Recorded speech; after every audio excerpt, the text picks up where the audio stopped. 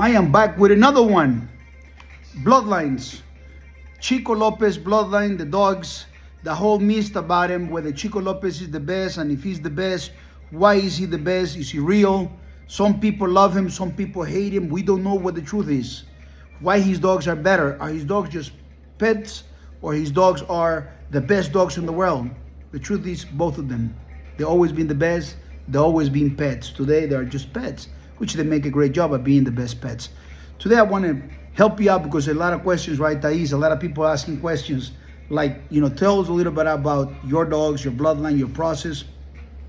And I tell you this, I'm going to tell you a story.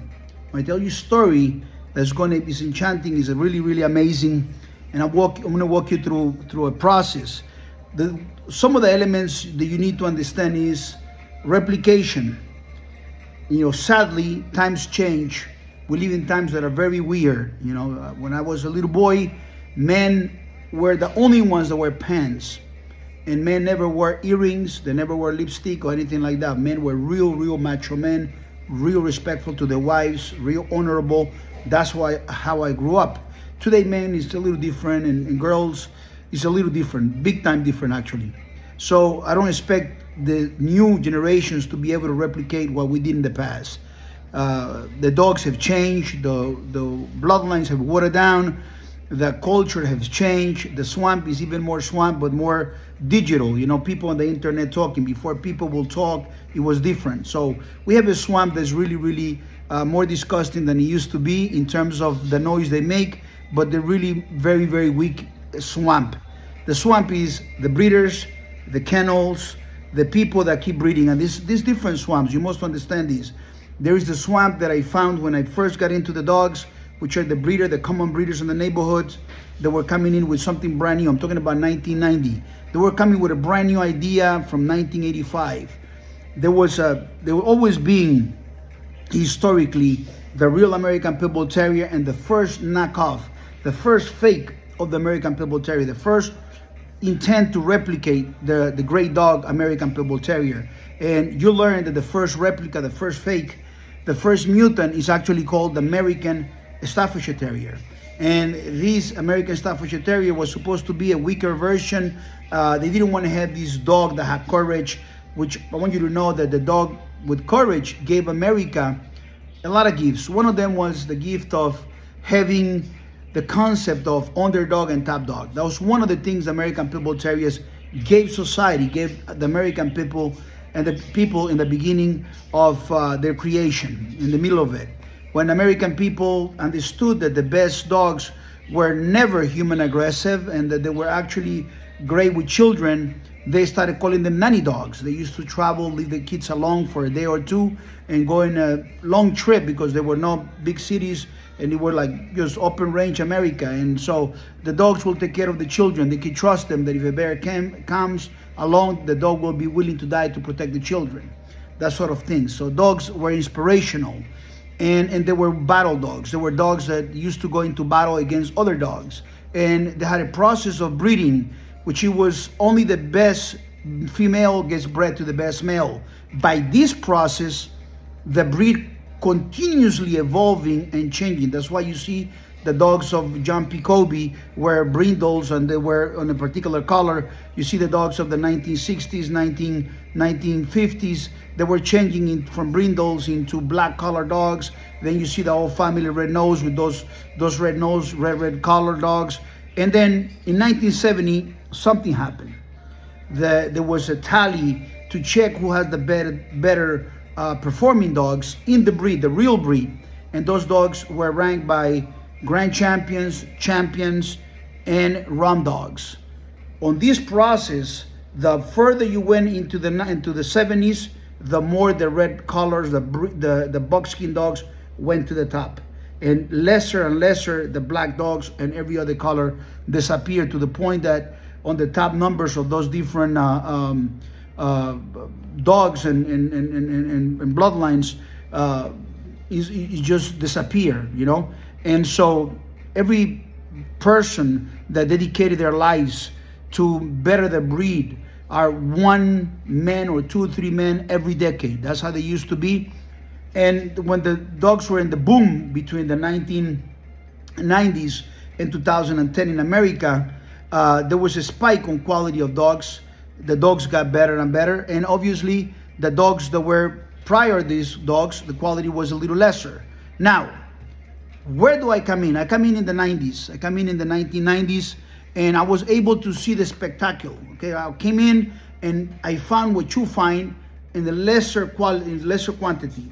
I found the bully, and I found the fake pit bull, the blue dog, this big dog that is 100 pounds and a big head and all this stuff. So it was confusing because they call them pit bulls. There's no way those dogs could have been pit bulls, and dogs like Grand Champion Mayday, Grand Champion Yellow, and Red Boy were also pit bulls. They could not, these two different things cannot be real at the same time. One was real and the other one was fake. They're the definition why I created a page called therealpitbull.com. I didn't want to call it therealpitbull.com. That's a very cheap name, to be very honest with you. I wanted to call it the Real American Pit Bull Terrier. Sadly, some geniuses today on YouTube and other places, they take this name of Real American Pit Bull Terrier and they put it on show dogs. Show dogs are not real American Pit Bull Terriers. They are just dogs that are playing the game to look like an American Pit Bull Terrier, and so on and so forth, and do activities that might, judge them. Is they selected by the opinion of a judge that most of the times those judges never touch a real American Pit Bull Terrier. So when you look at the American Pit Bull Terriers in the 1990, when I started dogs, I had a decision to make. Which one is the real American Pit Bull Terrier? And because I wanted, and I didn't know what a real American Pit Bull Terrier was, I call it the real pitbull.com. So I can teach people about what is a real pit bull, because I had to put the cookies on the lower shelf. Okay? So the real American Pit Bull Terrier is a very special dog. To begin with, the real American Pit Bull Terrier has zero human aggression. Zero human aggression. He's a great animal. He's a dog that Bob Stevens called him the dog of velvet and the dog of steel. In other words, it could be velvet in your home, it could be nice, it could be smooth, and when he goes out there and he has to work with cattle, he has to go hunting, when in the times when they used to go in battles and stuff like that, the dogs will do whatever they have to do. They'll come home and they'll still be nice and calm and not aggressive at all. That is the real American Pit Bull Terrier. A dog that's extremely smart, extremely athletic because of the selection, and a dog that was just sensational dog to have around. So what happened to those dogs with the big head? Where they come from? Those dogs with the blue collar dogs and the XL and the double XL and the triple XL and the giant, the Merle, all this stuff. Those are not real pit bulls. That's one of the swamps.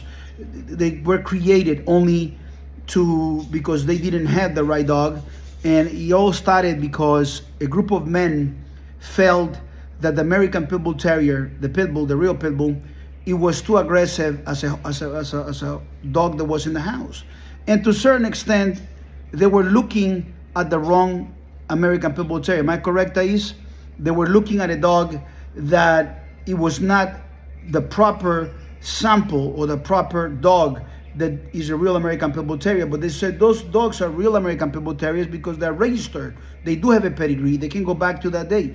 But you must understand that the men behind those dogs were really just fighting dogs. They were just absolutely fighting dogs. They didn't care about the dogs at all, and they were just training them to be extremely aggressive. And there were some of these so-called famous old-timer dogmen. They took dogs that should never been bred. If you go to someone's website, you see the name Chinaman, that person shouldn't bred that dog because the dog was extremely human aggressive. He was aggressive towards people, bite them and hurt them, maybe kill them. And when you breed those dogs, you'll have the gene on the puppies. Same thing goes to dogs like Bullison. Same thing goes to dogs like Zibo, and so on and so forth. Grand Champion Hunch, which I live just a few blocks away from him, just a few yards away from him, was a very aggressive dog. I couldn't even pet this dog because he will try to hurt me and kill me. And so these dogs, the people that breed them are people that have no understanding. They call themselves dogmens, they call themselves kennels.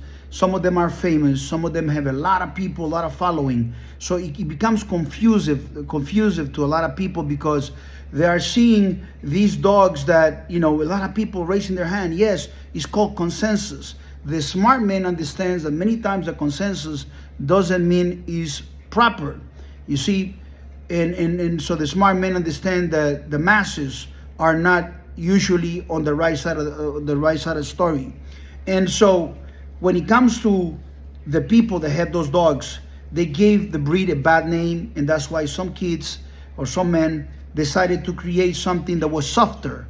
They wanted to get the aggressiveness of the dog, and they created something called the blue dog, some mixes, and plus they realized that there was a movement where people kind of change.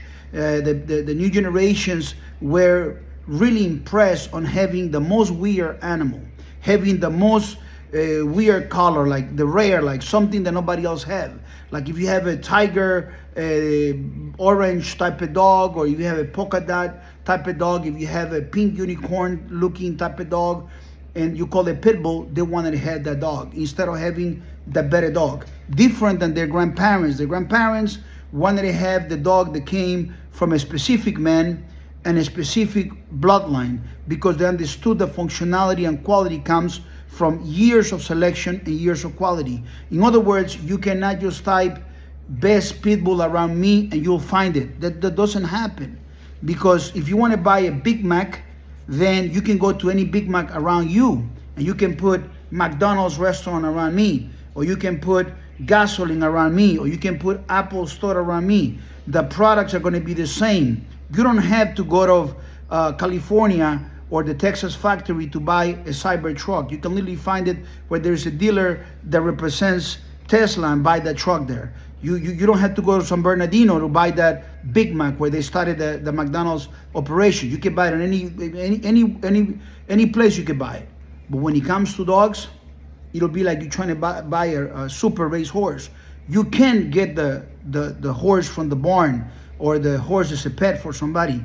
If you want to have a good race horse, you got to go to Kentucky. That's where the breeders that are breeding these race horses exist. And there is a component of competition. Same like an American Pitbull Terrier. There's a component of quality. The breeder is an expert, and the breeder wants to breed the best horse to the best female, I think called mare, to be able to have the better chance to have a better horse or a better dog. And that's how it works. So the man that does the breeding has to have expertise. And when I started in the dogs, my purpose was not to breed dogs and sell to people. My purpose was for me to own the greatest American Pitbull Terrier anytime I wanted it. And there were some components that were needed for me to do that. And I went through the process. One of those processes was I needed to identify who was the best. Who's the best? If I'm playing basketball, I need to know who Michael Jordan is. And how do you do that? You look at the scoreboard. You look at the scoreboard and you look at the man that has the better numbers, the one that's producing the better dogs, the one that's producing these and best combinations and so on and so forth. Back in those days, you couldn't find that among 3 or 4 or 5 different men. I understood by looking at the list of the production list that the Tombstone Bolio, the Red Boy Jacko through Mayday, the Honey Bunch through Honey Bunch and Jeep were the top producing bloodlines. So all the other bloodlines before I got there, they already disqualified themselves because they were not on the top. They were not producing the dogs of the year. So I didn't want to have them. I didn't want to have the Bullies on dogs. Although people will tell you the Honey Bunch, the Bullies on dog. I was not interested in all the rest of the Bullies on dogs, only Honey Bunch. And I was not interested on none of these other popular bloodlines like Chinaman, for instance, not on the top of the list. And so I didn't want to have them. I wanted to have only the best. And once I found the best bloodlines, I needed to find the best dogs within the bloodline. And for that, it was a very expensive process. It was a process that involved me getting to see those dogs and learning about it and be near those dogs. And I was able to pick up the best. The story could be long, how I picked up the best son of Mayday. And I was blessed to start my whole bloodline out of this son of Mayday. The female that I bred to him, how I got Cheyenne, and the whole process, you'll see it in other videos. But that was the process, to work with the Honey Bunch dogs, for instance. We had to make tremendous investment on many dogs. I'm talking about many investments, many hopes. All those dogs were registered. All those dogs have, beautiful pedigrees. When you're looking at a dog, it has the percentage of this or high percentage of that. Looking at them on that order didn't guarantee me having a great dog. So I understood that I couldn't go by those percentages. And when I found those super difficult to find dogs, the guy that only bought one dog or 2-3 dogs, and he has a whole bunch of guys breeding to the dog, will have very minimal results. I didn't want to be that guy. I wanted to be the guy that actually has the best dogs. So I went and I got the best dogs. When I got the best dogs and I created Awesome Buck, I decided that I was going to have a support system around Awesome Buck, and everything depends on me. If it's up to me, it is up to me. It's 5 is 10 2-letter words. If is up to be, it is up to me. If it's up to be, it is up to me. I did it on my own.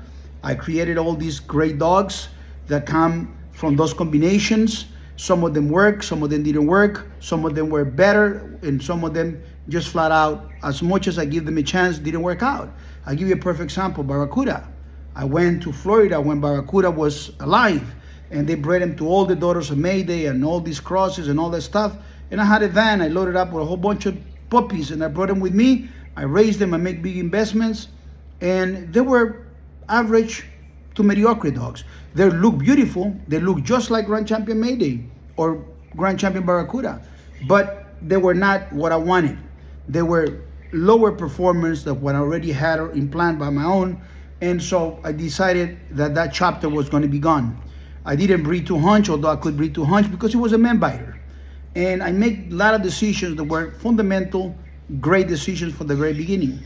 So I didn't create my bloodline by doing inbreedings of father to daughter and doing all this stuff that other people do. I didn't follow the model of the breeding programs of the Mayday dogs. I wouldn't care about if you tell me you got a Mayday dog if I'm interested in buying him. I don't want the Mayday dog. The only dog that I'm looking for is for a dog from Chico Lopez. That's the only one that I'm looking for. And even within those dogs, I got my own dogs that I prefer. I'm not going to tell anybody. Only my wife knows which one I like the most. And usually those are going to be with me, close to me, or at hand reach. And so going forward with that, when you look at the spectrum of every single dog, you got to look at the dog and you look at the pedigree of the dog, for instance, and you say, what make a dog, what make a pedigree a great pedigree is a great dog. What make a bloodline a great bloodline is the accumulation of great dogs that work together.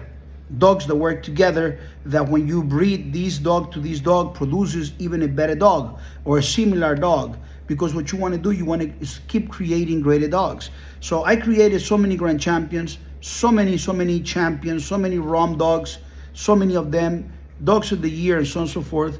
It makes me a very interesting man in terms of I make my dreams come true. I did create, I dreamed to one day have a dog of the year. It looked like so impossible, and I made it possible multiple times. I wanted to be a man that has more than one grand champion, and I made that possible. When I have global grand champions, I made that possible. A lot of things came true for me in my life in creating all these great dogs. Today, one thing that I did from the very beginning that separate me from everybody else is that the only person that I needed to satisfy was me. I didn't have customers to satisfy. I didn't want to make the breeding that they wanted to do. I did the one I wanted to do. And because I did that, I wanted to have dogs that were really dogs of velvet and steel. Dogs that when they came home, they were super pets. And they knew how to adjust themselves. And one thing I did through all my 34 years is that I always talk to my puppies, and I develop dogs that have a tremendous connection with me. They love me so much. They like me so much. And I learned through making a lot of mistakes what things to do and what things avoid to do. And so you must understand that the community of people that they have these so-called XLs, double X's, triple X's, is a community that was born and developed out of complete ignorance. And this community of dogs is the biggest cancer to the American Pitbull Terrier, created by breeders. The same breeders that bred those American Staffordshire Terriers and the game dogs, the gay dogs to their friends, that treat them like a cheap dog. Like, yeah, you hang around with me, you're gonna get this dog, you're gonna get that dog. They didn't give value to their work. They didn't appreciate their own work, and they give these dogs away. Are where those dogs come from.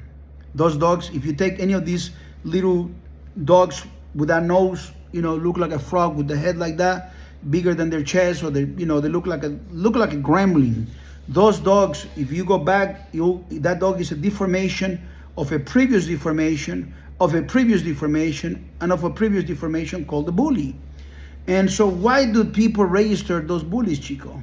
Well, because it's profitable to register them. It's a profit. It's just a numbers game. People want to make money out of them.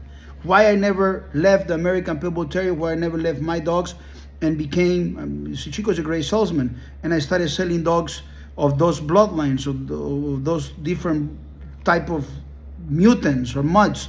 They're profitable to be sold.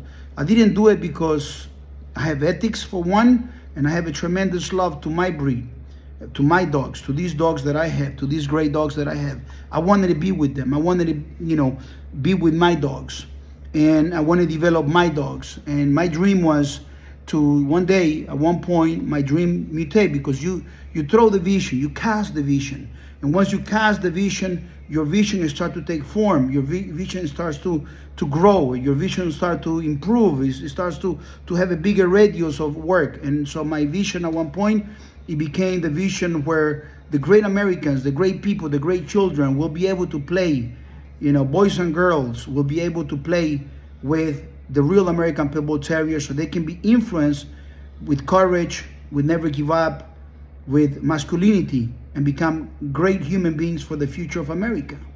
The American dog, the dog of America, serving American people.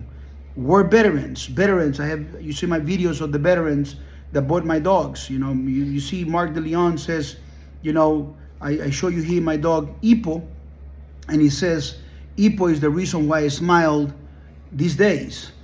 You see Ryan Shannon, and Ryan Shannon, he says that, this is the best dog he ever had. And, his mind is in the right place because of this particular dog. And so what we're looking for super dogs. We're looking for these super dogs. Why I don't work with somebody else? Well, they failed. If those so-called old-timers of the 70s, of the 60s, in front of them, on their watch, they created the fake blue, the bully, the mutt. Whatever they were doing was not working. You see what I'm saying?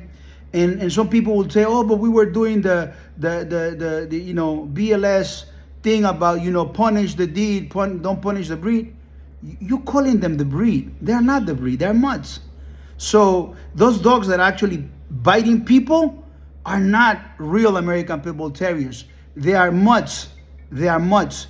And because they were biting people and they are mutts, we can't punish the deed, you punish the breed. The people that were actually fighting dogs back in the 1900s are the creators of the American Pitbull Terriers. They are the ones that selected, the ones that went through the process of epigenetics. I know for some of you, cookies might be a little bit hard to understand that process because you are very into your feelings and what you like and all that stuff. That's perfectly fine. You're kind of weird. But those feelings that you have don't change history. It's already written in the books and the time that the American Pitbull Terrier got developed by hard men that are a lot harder than you. And so you take these mutants, and just because one of these mutants is a nice dog, you think that dog is the American Pitbull Terrier. But it's not.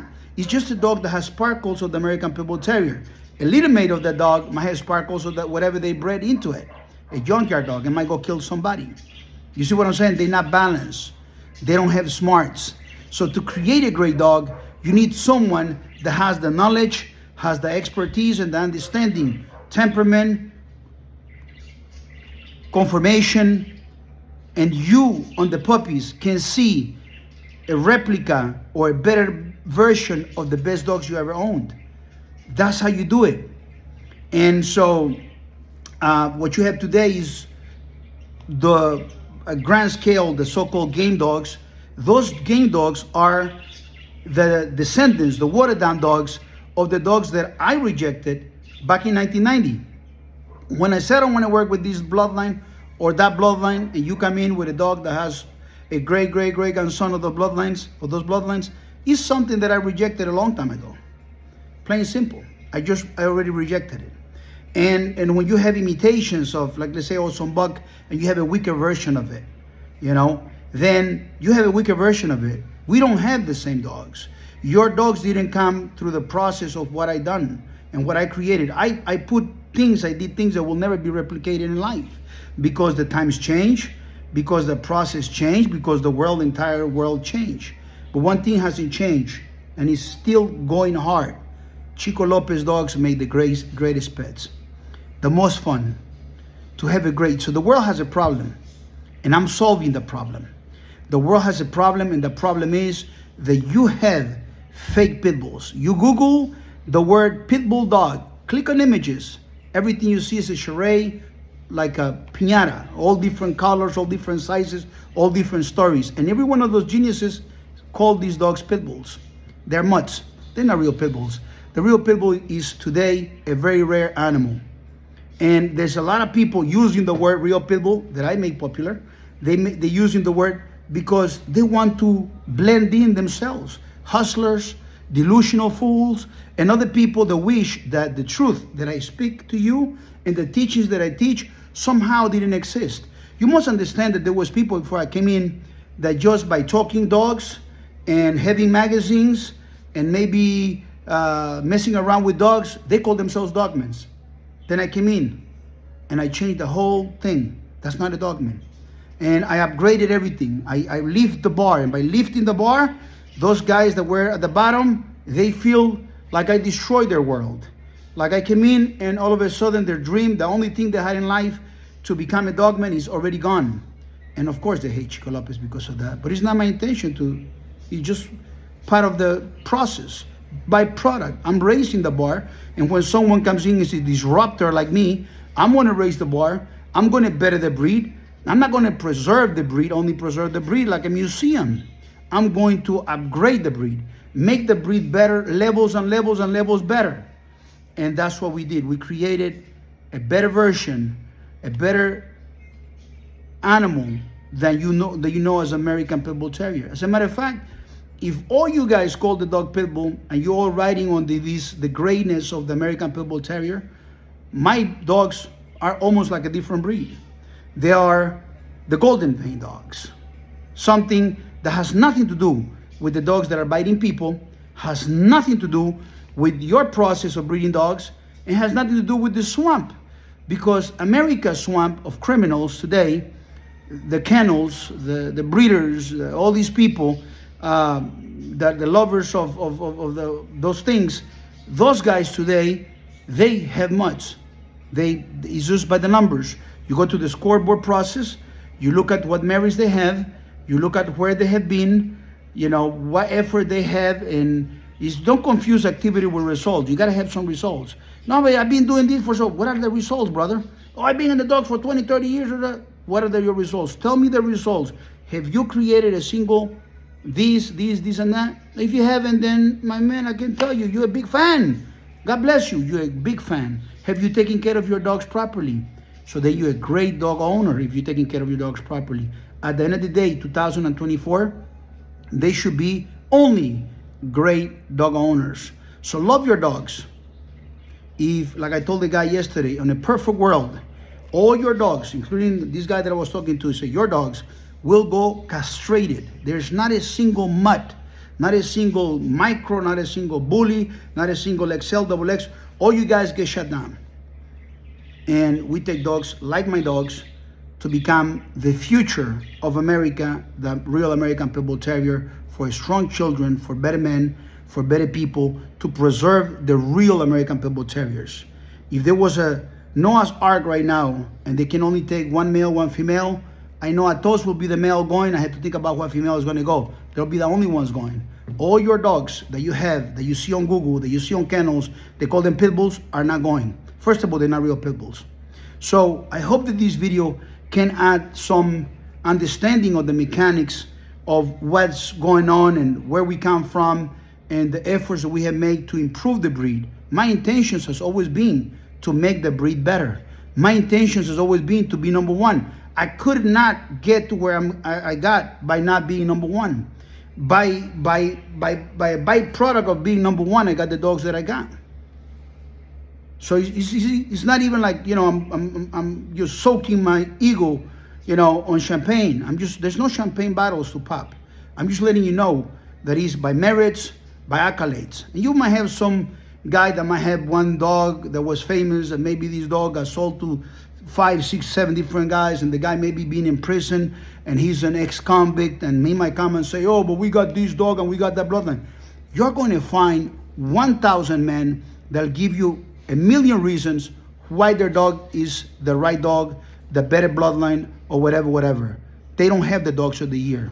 They don't have the global grand champions. And you have maybe one dog with 20 men, and a whole crew and a whole bunch of stuff. We got over 200 title dogs. I send you my regards. I hope you enjoyed the video, and I made this video because I want this video to add value to you, the young people coming in. I don't intend to fix the old people. I don't intend to fix them. To me, they're unfixable.